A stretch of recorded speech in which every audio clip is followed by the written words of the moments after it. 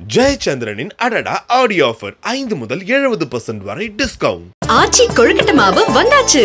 ஆச்சி கொழுக்கட்டை மாவிற்கு கொழுக்கட்டை அச்சை கேட்டு வாங்குங்கள். நலம் காக்கும் ஸ்டாலின், உங்கள் குடும்பத்தின் நலன் அரசின் பொறுப்பு, கட்டணமில்லா மருத்துவ சேவைகள். நக்கீரன் நேயர்களுக்கு வணக்கம். இன்று நம்முடன் கருத்துக்களை பகிர்ந்து கொள்ள இணைந்திருக்கிறார் திமுக தேர்தல் பணிக்குழு செயலாளர் கடலூர் இள புகழேந்தி அவர்கள். வணக்கம் சார். அனைவருக்கும் வணக்கம். காங்கிரஸ் நாடாளுமன்ற உறுப்பினர் சுதா இவங்க நடைபயிற்சியின் போது செயின் பறிக்கப்பட்டதாக அவங்க புகார்லாம் கொடுத்துருக்குறாங்க. இது நாடாளுமன்றத்தில் சக எம்பிக்களும் ஒரு எம்பிக்கு உடைய செயின் பறிப்பு நடக்குது, அந்தளவுக்கு பாதுகாப்பு குறைபாடாக இருக்குது அப்படின்லாம் அவங்களும் நாடாளுமன்றத்தில் வலியுறுத்திருக்கிறாங்க. நாடாளுமன்ற சபாநாயகரும் இது உடனே விசாரிங்க, யார் தவறு செய்தாலும் கண்டுபிடிங்கலாம் சொல்லிட்டார். இப்போ டெல்லி யார் கட்டுப்பாட்டில் இருக்குது, காவல்துறை யார் கட்டுப்பாட்டில் இருக்குது, அங்கே சட்டம் ஒழுங்கை பராமரிக்கிறது யார், அங்கே தலைநகர் டெல்லியிலேயே வந்து பாதுகாப்பு இல்லை, அதுவும் மக்கள் பிரதிநிதி அவங்களுக்கே இந்த பாதுகாப்பு இல்லை அப்படிங்கும்போது பல்வேறு கேள்விகள் எழுதுதில்ல. கொடுத்து மூன்று நாட்கள் ஆச்சு புகார் கொடுத்து, இன்னும் பதில் வரல. அதாவது நாம அடிப்படையில் நாம நினைச்சு பார்க்க வேண்டியது, டெல்லியில அதுவும் இந்தியாவினுடைய தலைநகர், அந்த தலைநகரில் தேர்ந்தெடுக்கப்பட்டு மக்கள் பிரதிநிதியாக இருக்க ஒரு எம்பிகள் வசிக்கக்கூடிய பகுதி, அந்த பகுதி என்பது உயர்மட்ட பாதுகாப்பு சூழல் நிறைந்த பாதுகாப்பு உள்ள இடம். அவ்வளவு உரிய பாதுகாப்போடு இருக்கிறதாக அறிவிச்சிருக்கிறது. அது மட்டுமல்ல, மோடியினுடைய பாணியில சொன்னோம்னா இரட்டை இன்ஜின் ஆட்சி இருக்கிற டெல்லி மாநில சர்க்கார் அவங்கதான். அதுல இன்னும் கூட நீங்க கேட்டு பார்த்தீங்கன்னா நினைச்சு பார்க்கலாம், டெல்லியினுடைய காவல்துறை போலீஸ் யாருடைய கண்ட்ரோல்?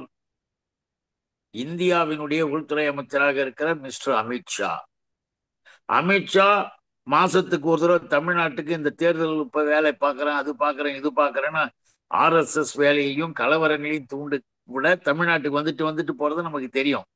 அந்த அமித்ஷாவினுடைய கண்ட்ரோலில் இருக்கிற அந்த போலீஸ் இருக்கிற ஏரியா, அதுவும் எந்த இடம் தெரியுங்களா? சாணக்கியபுரி. அந்த சாணக்கியபுரியில மயிலாடுதுறை நாடாளுமன்ற உறுப்பினர் சகோதரி சுதாவும் அவங்க கூட புதியதாக தேர்ந்தெடுக்கப்பட்ட கவிஞர் சல்மா 2 பேரும் காலையில நடைபயிற்சி. எத்தனை மணிக்கு? விடிந்து போய் 6 மணி, 6:15 நல்ல வெளிச்சம் இருக்கிற 6:15 மணிக்கு நடந்து போறாங்க. நடந்து போகும்பொழுது நிதானமாக ஒரு பைக்ல வந்தவங்க இறங்கி அந்த இதை பிடித்து இழுத்து காயமெல்லாம் பட்டு சத்தம் போட்டு கத்தி இருக்காங்க. நல்லா நினைச்சு பார்க்கணும், கொஞ்சம் தூரத்திலேயே போலீஸ் ரோந்து வாகனம். இங்கெல்லாம் இப்போ ஃபோன் பண்ண உடனே 100 வரணும் அப்படின்னு சொல்றோம் இல்லையா, அதுக்கான அதை போல இந்த ரோந்து வாகனம். அந்த ரோந்து வாகனம் அங்கே நிற்கிது. இவங்க 2 MP கத்துது. அவன் பிடிச்சி இழுத்துட்டு அலட்சியமா சிரிச்சுக்கிட்டே வேகமா போறான். நல்லா நினைச்சு பார்க்கணும், ஒன்றும் வேணாம், சாதாரணமாக ஒரு மிரட்டல் நடந்தது அப்படின்னா கூட தமிழ்நாட்டுல சட்டம் ஒழுங்கு கெட்டு போச்சு, அது இப்படி ஆச்சு நீங்க குதிக்கிறாங்களே 420 மலைன்ற அண்ணாமலையும் தமிழ் இம்சை போன்ற ஆட்கள் எல்லாம் இதுக்கு என்ன பதில் சொல்ல போறாங்க? இதான் சட்டம் ஒழுங்கு சீரழிவுன்றதுக்கு ஒரு அடையாளமே இந்த நிகழ்ச்சி தான். அவங்க ஓடி போய் அந்த ரோந்து போலீஸ் அங்க சொல்றாங்க, அடுத்த நிமிஷம் என்ன பண்ணணும், அவனுங்களை விரட்டிக்கிட்டு போய் தேடி போய் பிடிக்கிறத விட்டுட்டு, எந்த பக்கம் வந்தீங்க, இந்த பக்கமா வந்தா, இதுவா போனா அதுவா போனா நிதானமாக பொறுமையாக விசாரித்து கொண்டிருக்கிறார்கள். இவங்க 2 பேரும் ரொம்ப வேதனைப்பட்டாங்க. இரட்டை இன்ஜின் ஆட்சி அடிக்கடி சொல்லுவார், இரட்டை இன்ஜின் ஆட்சின்னு. அதான் இரட்டை இன்ஜின் ஆட்சியினுடைய அழகு இதுதான். இந்த லட்சணத்துல இன்னும் கூட கேட்டீங்கன்னா விஷயம் உடனே செய்தி திருமதி பிரியங்கா காந்திக்கு சொல்றாங்க. பிரியங்கா காந்தி வரைக்கும் போன உடனே காங்கிரஸ் கட்சியினுடைய தலைமை, இன்னும் திராவிட முன்னேற்ற கழகத்தினுடைய இன்னும் எதிர்கட்சி இந்திய கூட்டணி எம்பிகள் எல்லாருக்கும் அதிர்ச்சி. எல்லாருமே சேர்ந்து அமித்ஷாவுக்கு ரிப்போர்ட் பண்றாங்க. அமித்ஷாவுக்கும் சொல்லிட்டாங்க, காவல்துறைக்கு உடனே புகார் எல்லாம் பண்ணியாச்சு. இதுவரையில் 3 நாட்கள் என்ன போலீஸு, என்ன விசாரணை? ஒரு தலைநகர்ல, அதான் பிஜேபியினுடைய லட்சணம். இந்த பிஜேபின்ற கட்சி எங்க போனாலும் நாம ஒன்றும் வேணும்னு சொல்றோம் அப்படின்னு நீங்க நினைக்கவே கூடாது. யாரும் எதற்காக இதெல்லாம் குறிப்பிடுறோம்னா, உயர்மட்ட பாதுகாப்பு இருக்கக்கூடிய இடத்திலேயே இப்படி இதுல இந்த லட்சணத்துல நல்லா நினைச்சு பார்க்கணும். சட்ட ஒழுங்கு சீரழிவு என்பது மட்டுமல்ல, பிஜேபியை சேர்ந்தவர்களாக அந்த 2 பேர் இருக்கிறார்கள் என்பது ஒரு தகவல். அதுதான் முக்கியம். ஏன்னு கேட்டீங்கன்னா, சாதாரண இடத்துல கூட பாதுகாப்பு இருக்கும் பொழுது சிசிடிவி கேமரா அவைகள் வைக்கப்பட்டிருக்கு. அதை போலீஸ் காவல்துறை பார்த்திருக்கு. பார்த்ததுக்கு பிறகும் எந்த நடவடிக்கையும் இல்லை. என்ன காரணம்? வெக்கமா இல்ல, அசிங்கமா இல்ல? பாரதிய ஜனதா என்கின்ற பாசிஸ்டுகள் நம்ம சொல்றோமே, அது எவ்வளவு நல்லா இருக்கு பாருங்க. செயினை பறித்தவர்கள் பாஜகவை சேர்ந்தவர்கள் அப்படின்ற ஒரு ஐயம் எல்லாருக்கும் வந்து அங்க ஒரு தகவல் பரவி இருக்கு. ஏன் அப்படி பரவி இருக்குன்னா, மிக முக்கியமாக சாணக்கியபுரின்ற இடத்துல யாராலுமே கிட்ட நெருங்க முடியாத அளவுக்கு இருக்கக்கூடிய ஒரு இடத்துல, பாதுகாப்புக்கு அவ்வளவு பெரிய போலீஸ் அதிகாரிகள் படையே இருக்கக்கூடிய இடத்துல 2 பேர் சாதாரணமா எடுத்துக்கிட்டு போறான். கேமராக்கள் இருக்கு, படம் பிடிச்சிருக்கு, எல்லாம் பார்த்திருக்கு. ஆனாலும் கூட உரிய நடவடிக்கை 3 நாளா எடுக்கலன்னா என்ன அர்த்தம்? அப்படின்னும் பொழுதுதான் பிஜேபியை சேர்ந்தவர்கள் தான் இதை செய்திருக்க வேண்டும் அப்படின்னு அங்கேயும் டெல்லியிலையும் பேசப்படுவது என்பதை இங்க நம்ம குறிப்பிடுறோம். ஏன்னு கேட்டீங்கன்னா, ஏராளமான கிரிமினல் வழக்குகள்ல பாரதிய ஜனதாக்காரர்கள் நிறைய பேர் அங்கேயும் மாட்டிருக்காங்க. இப்ப இங்க கூட பாருங்க, சென்னையில குழந்தைகள் கடத்தல், குழந்தைகளை கடத்தி விற்பனை செய்யறதுல மகளிர், பாரதிய ஜனதா மகளிர் அணியை சேர்ந்த தீபான்ற ஒரு பொண்ணை அரெஸ்ட் பண்ணியிருக்கு போலீஸ். இன்னும் கூட கேட்டீங்கன்னா, ஆட்டோவை திருடி ஒரு பிஜேபிக்காரன் நேற்றைக்கு அரெஸ்ட். எல்லா இடங்களிலும் பார்த்தீர்கள் என்றால் பிஜேபி என்றாலே சமூகத்தால் புறக்கணிக்கப்பட்டவர்கள், இன்னும் கூட கிரிமினல் வேலையை செய்யறவங்க. இப்ப அமித்ஷாவே 1000 பேசிக்கிட்டு இருக்கிற அமித்ஷாவை நம்ம கேட்கிறோம், டெல்லியில இரட்டை ஆட்சி நடக்குதா, கிரிமினல் ஆட்சி நடக்குதா?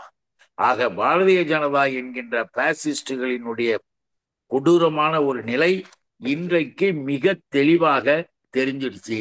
ஏன்னா மாநகர காவல்துறை ஒன்றிய உள்துறை அமைச்சர் அமித்ஷாவின் கட்டுப்பாட்டில் இயங்குகிறது என்பதுதான் குறிப்பிடத்தக்கதுன்னு செய்திகளை போடுறாங்க. நாடாளுமன்ற உறுப்பினர்கள் இன்னும் கூட பாத்தீங்கன்னா, தமிழ்நாடுனாலே 2ஆம் கட்டமா வர நம்ம சொல்றோம்ல, மாற்றாந்தாய் மனப்பான்மையை பார்க்கலாம்னு நம்ம சொல்றோம்ல. இதுலயும் கூட ஏன் தெரியுமா, தேர்தல் முடிஞ்சு எவ்வளவு நாள் ஆகுது, இவர்கள் எம்பிகள் ஆகி எவ்வளவு நாள் ஆகுது, இன்னும் வீடுகள் ஒதுக்கப்படவில்லை. ஒதுக்கப்படாத காரணத்தினால்தான் தமிழ்நாட்டினுடைய விருந்தினர் மாளிகையில், விருந்தினர் விடுதியிலேயே இவங்கெல்லாம் தங்கி இருக்காங்க எம்பிக்கள். தமிழ்நாட்டு எம்பிக்களுக்கு ஏன் வீடுகள் ஒதுக்குறது கூட இவ்வளவு ஸ்லோ?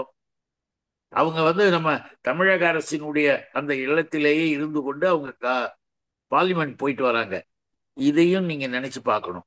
அப்ப தமிழ்நாடுன்னா இப்படின்னும் போது டெல்லியில இருக்க பாரதிய ஜனதாக்காரங்கிட்ட சாதாரணமா கூட பேசிருக்கலாம். எல்லாரையும் நம்ம சொல்லல, எல்லாரும் வந்து அங்க எது வேணா இருக்கலாம். ஆனால் அங்கே இருக்கக்கூடிய சில நபர்களுடைய செயல்களை பார்த்தீங்கன்னா, வேணுனே தமிழ்நாடுனா, தமிழர்கள்னா அவர்கள் மீது தாக்குதல் நடத்துறதுல இருந்து இந்த மாதிரி திருடுகள். அந்த சுதா எம்பி அவங்க பாவம், அவங்களுக்கு கழுத்துல காயம், அந்த காயத்தையும் கொடுத்துருக்காங்க, தகவல் கம்ப்ளைண்ட்ல கொடுத்துருக்காங்க.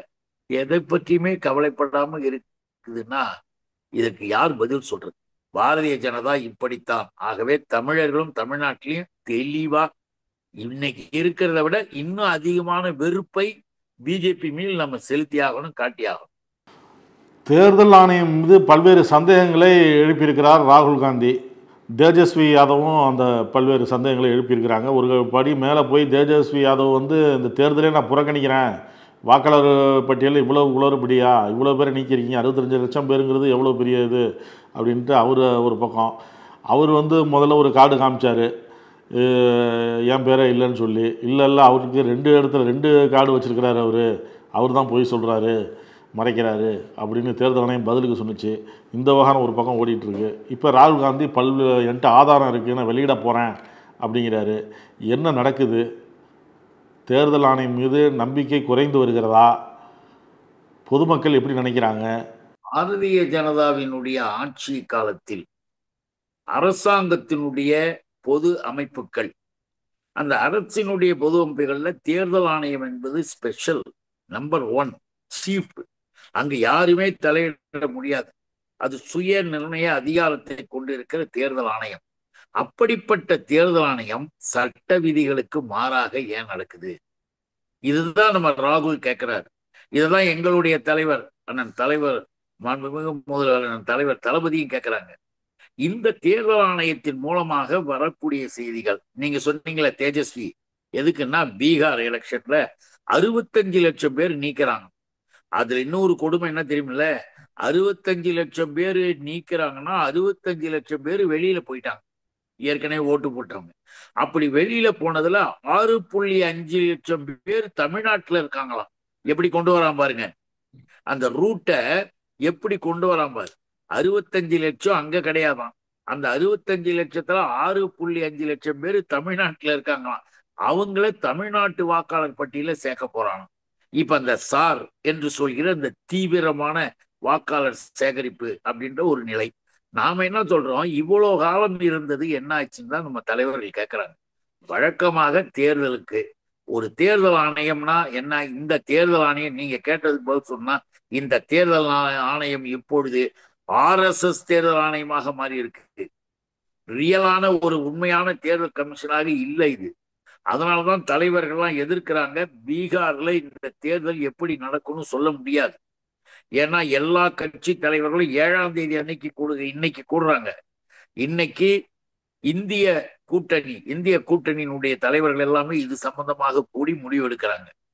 என்னத்துக்காக, எதற்காக இப்படிலாம் நீ செய்யற அப்படின்னு கேட்கும்போது, இவ்வளவு நாள் இல்லாத முறைகள்லாம் ஏன்? தேர்தல்னா அறிவிச்ச உடனே புதிய வாக்காளர்கள் சேர்க்கறது, 18 வயது ஆனவர்களை சேர்க்கலாம். அதற்கு பிறகு வெளியூர் போறவங்க தாங்களே வந்துட்டாங்கன்னு நீக்குவாங்க. இது ஒழுங்கா தேர்தல் நடக்கிற முறையில திடீர்னு இவ்வளவு பெரிய திட்டத்தை போடுவதற்கு காரணம் என்ன? சிறப்பு தீவிர திருத்தம் என்ற பெயரில் வினோதமாக இருக்குன்னு இன்னும் கூட கேட்டீங்கன்னா, இந்த 6.5 லட்சம் பேரை புதிய வாக்காளர்களா ஒண்ணு தெரியுங்களா? புலம்பெயர்ந்த தொழிலாளர்கள் எப்படி நிரந்தரமாவார்கள்? இதை எப்படி தேர்தல் ஆணையம் செய்து, அதுக்கு என்ன சட்டம்? இது போன்ற கேள்விக்கு நீங்களாம் எழுப்புறீங்களா? இப்போ வானதி சீனிவாசன் சொல்கிறாங்க, இப்போ இங்கேருந்து தமிழர்கள் டெல்லியில் வசிக்கிறாங்க, வேலை நிமித்தமாக அங்கே போய் மும்பையில் இருக்கிறாங்க, இப்போ அவங்கெல்லாம் அங்கே வாக்களிக்கலையா, அங்கே மக்கள் பிரதிநிதியாக ஆகலையா? நீங்கள் இங்கே ஏன் வர தொழிலாளர்களை வேற்றுமை பார்க்குறீங்க? வானதிக்கு அறிவு கொஞ்சம் அதிகம், பெரிய அறிவாளி மாதிரி பேசி உளறி தள்ள வேண்டியது ஒன்று தெரியுமா? இந்த தாய் தமிழகத்தில், நம்முடைய தமிழ்நாட்டில் வானதி ஒன்று தெரிஞ்சுங்க, நீண்ட நெடுங்காலமாக நம்மோடு இணைந்து வாழக்கூடியவர்கள் எத்தனையோ பேர் இருக்கிறாங்க. எல்லாருமே ஒன்னா இருக்கிறோம். வடநாட்டை சேர்ந்தவர்கள், குஜராத்தியை சேர்ந்தவர்கள், மார்வாடிகள், இன்னும் பல பிரிவுகளை சேர்ந்தவர்கள்லாம் இங்க தொழில் நடத்திக்கிட்டு இருக்காங்க, இங்கேயே இருக்கிறாங்க. 40-50 வருடங்களுக்கு மேலாக வாழ்ந்துகிட்டு இருக்காங்க. வாழ்ந்துகிட்டு இருக்கிறவங்களுடைய வாழ்க்கை முறை தமிழத்துல சேர்ந்தது. அவங்க எல்லாம் ஓட்டு போடுறாங்க தெரியுமா வானதி? அதே போலதான் டெல்லியில போய் தமிழர்கள் இன்னைக்கு இல்ல, பல்வேறு வேலைகள் நிமித்தமாக பல இடங்கள்ல பார்த்து ஒரு பகுதிகளாக மும்பையிலும் சரி, டெல்லியிலும் சரி, இன்னும் கேட்டா உலகத்தின் பல பகுதிகளிலும் தமிழர்கள் இருக்கலாம். அங்கே நிரந்தரமாக அவர்கள் வசிப்பது என்பது வேறு, புலம்பெயர்ந்த தொழிலாளர்கள் என்பது வேறு. புத்தி இருந்தா தெரியணும். புலம்பெயர்ந்த தொழிலாளர்கள் அவங்க குடும்பத்தை அங்க விட்டுட்டு வேலையை தேடி இங்க கொண்டாந்து விட்டு இங்க அவர்கள் வேலை பார்த்துக்கிட்டு இருக்கிறான். திரும்ப என்ன பண்ண போறாங்க? அவங்க ஊருக்கு போறாங்க. புலம்பெயர்ந்து இன்னொன்னு தெரியுமா? ஓட்டுன்னா வீடு இருக்கணும். வாக்காளர் பட்டியலுக்கு ஒரு வீடு காட்டு பார்ப்போம். வீடுனா சொந்த வீடு என்பது மட்டுமல்ல, அவர்கள் தங்களுடைய குடும்பத்தோடு இங்க ஒரு வீட்டில் வசித்து கொண்டிருக்கிற நிலையை காட்டு வானதி. அதுக்கு பிறகு அவங்களுக்கு ஓட்டு தெரியுதா? அதெல்லாம் கூட ஒண்ணுமே தெரிஞ்சிக்காம அவன் தான் செய்யறான்னா எதை செய்தாலும் அதை ஆதரிக்கின்றது பெரிய தப்பு. ஆதார் கார்டும் கிடையாது, வாக்காளர் உரிமை வாக்கு சீட்டு போடுறோம்ல, ஐடி கார்டு, அந்த ஐடி கார்டும் ரெண்டும் ஒத்துக்க மாட்டாங்களாம். இது எந்த உலகத்துல? ஏன் இப்ப அரசாங்கம் அது ரெண்டுத்தையும் அறிவிச்சுது? ஆதார் கார்டு இருந்தா போதாதா? ஓட்டர் ஐடி இருந்தா போதாதா? ரெண்டையும் ஒத்துக்க மாட்டாங்களாம். 11 விதமான டாக்குமெண்ட்ஸ் கொண்டு வருவாங்களாம். அதெல்லாம் எதுக்கு தெரியுமா? பாரதிய ஜனதா என்ற பாசிஸ்டுகளுக்கு இங்கே அவர்களை வாக்காளர்களாக சேர்த்துறது, மீதி வருகின்றவர்கள் தமிழ்நாட்டுல தமிழர்களாக இன்னும் பல்வேறு புதிய வாக்காளர்கள் வந்தாங்கன்னா அவங்கள எப்படியாவது ஒரு காரணம் சொல்லி நீக்கிட்டு தமிழ்நாட்டை வட மாநிலத்தை சேர்ந்தவர்களை அதிகப்படுத்தி அவர்களுடைய வாக்குச்சீட்டுக்கு ஒரு அதிகாரம் கொண்டு வர மாதிரி கொண்டு வராங்க. அதை போய் வானதி ஆதரிக்கிறாங்கன்னா பாவம், ரொம்ப பரிதாபப்படுறோம். எதிர்காலத்துல தமிழ்நாடு என்பதை நாசமாக்குற திட்டத்துல மோடி என்கோ அமித்ஷா இறங்கி இருக்கிறாங்க இந்த வேலையில. அதை நாம கண்டிச்சாகணும். இதை நாம மட்டும் சொல்லல, இந்தியாவில் இருக்கிற முற்போக்காளர்கள் எல்லா தலைவர்களுமே எல்லா மாநிலத்திலுமே சொல்றாங்க, ஆபத்து, எச்சரிக்கை, இது மிகப்பெரிய அழிவை தரும். தமிழ்நாட்டின் அரசாங்கத்தை தமிழ்நாட்டை சேர்ந்த தமிழர்கள் தேர்ந்தெடுக்க கூடாதான். தமிழ்நாட்டு அரசாங்கத்தை இன்னும் எதிர்காலத்தில் அவன் என்ன செய்யறான், இந்த 5 வருடத்துக்காக போடல, இன்னும் ஒரு 5 தேர்தல் 6 தேர்தலுக்கு பிறகு தமிழ்நாட்டினுடைய எதிர்காலத்தை வடநாட்டை சேர்ந்தவர்களே முடிவெடுக்க வைக்க வேண்டும் என்று ஒரு பிளான் பண்ணி வழக்கம் போல RSS சதித்திட்டம் இதனுள்ள இருக்கு.